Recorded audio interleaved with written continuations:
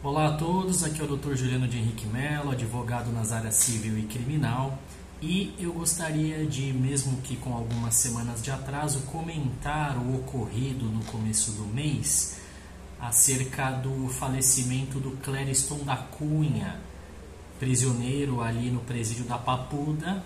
Ele havia sido preso preventivamente por conta da sua participação nos atos de 8 de janeiro. E ele faleceu no presídio durante um banho de sol. Ele sofreu ali de um mal súbito e as coisas vão ficar por isso mesmo, mas não deveriam ficar por isso mesmo. Algumas coisas que merecem um sincero questionamento e impugnação, apontamento por parte da advocacia, por parte das autoridades e por parte até da sociedade em geral, porque se trata de um direito de todos. Primeiramente, a questão da prisão preventiva do Clériston da Cunha. Havia realmente base jurídica para a prisão preventiva dele? Explico. Ele participou dos atos de 8 de janeiro? Sim. Os atos dele, em tese, configuram crime? Sim. Porém, tinha endereço fixo? Tinha ocupação lícita?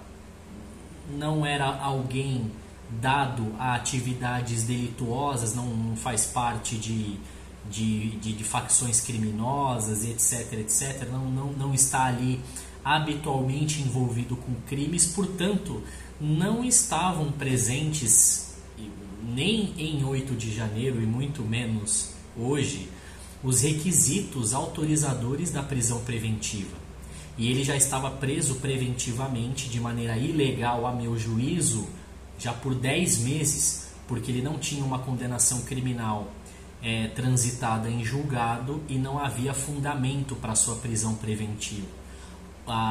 Muita gente se reporta a gravidade dos atos que ele praticou no 8 de janeiro, mas a gravidade abstrata do delito não é fundamento apto a ensejar a prisão preventiva. Isso é o que diz não apenas o Código de Processo Penal, mas também a farta jurisprudência dos tribunais brasileiros, incluindo, talvez em primeiro lugar, o Supremo Tribunal Federal. E o Supremo Tribunal Federal, ao manter o Clériston da Cunha preso por 10 meses, fora dos requisitos colocados pelo Código de Processo Penal, jogou fora a sua própria jurisprudência e o seu próprio discurso de defensor e protetor dos direitos e garantias individuais dos cidadãos brasileiros. Esse é o primeiro ponto que eu gostaria de falar. O segundo ponto, a questão dele ter uma doença, dele ter uma comorbidade que foi não apenas alegada pela defesa, mas que foi apontada com base em laudos médicos e não ter recebido a concessão da prisão domiciliar. Existe jurisprudência, inclusive no Supremo Tribunal Federal, que dá ao preso o direito subjetivo de ter a sua prisão preventiva convertida em prisão domiciliar por razões médicas, por razões humanitárias. Esse direito em relação a esse presidiário, a esse prisioneiro, foi negado, foi solapado e ele morreu no cárcere. Então, essa é a segunda coisa que eu gostaria de apontar, algo gravíssimo que não pode acontecer numa sociedade civilizada, muito menos numa sociedade que se diz cristã. E em terceiro lugar, em relação já não apenas à situação do Clériston da Cunha, mas já partindo para a situação dos presos em geral.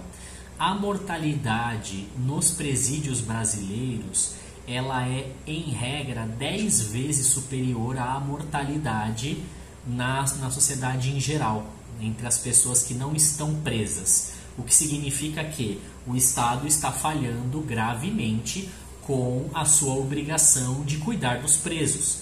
Porque uma vez que o Estado encarcera uma pessoa, ele assume como sua responsabilidade o bem-estar físico dessa pessoa. Ela está sob custódia do Estado e, portanto, isso não poderia acontecer.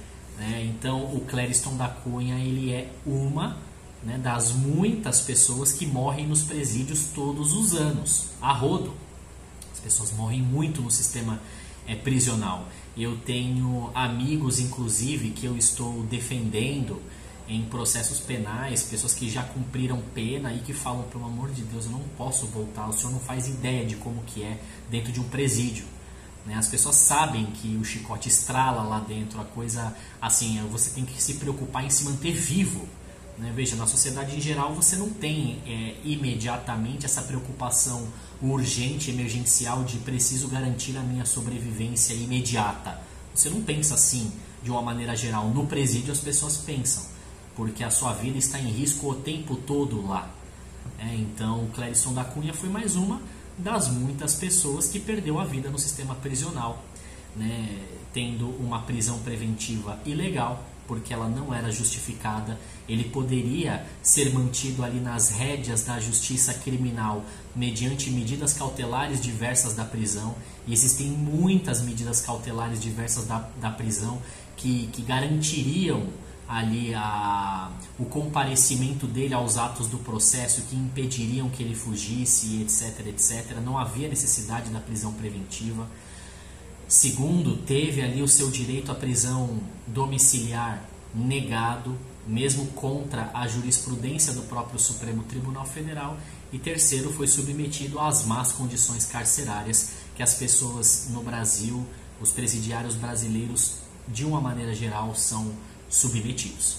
Infelizmente, é algo que deveria ensejar responsabilização dos envolvidos, em especial os ministros do Supremo Tribunal Federal, Alexandre de Moraes e André Mendonça. Alexandre de Moraes, que decretou a prisão preventiva e vem mantendo como carcereiro os diversos indivíduos presos sem condenação já por mais de 10 meses. E segundo André Mendonça, que negou um dos habeas corpus impetrados pela defesa do Clériston da Cunha, mesmo diante dessa situação médica que deveria ter sido atentada pelos juízes. É uma pena, é uma pena, mas os advogados precisam se insurgir contra essas questões, precisam falar abertamente sobre essas questões, precisam fazer barulho.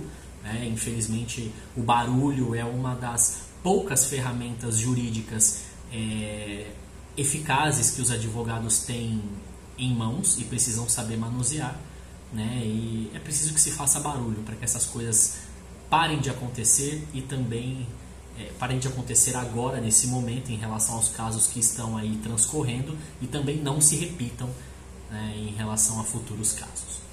Dr. Juliano de Henrique Mello, advogado criminalista, atuante também na área civil, muito obrigado pela sua atenção e eu volto com mais vídeos.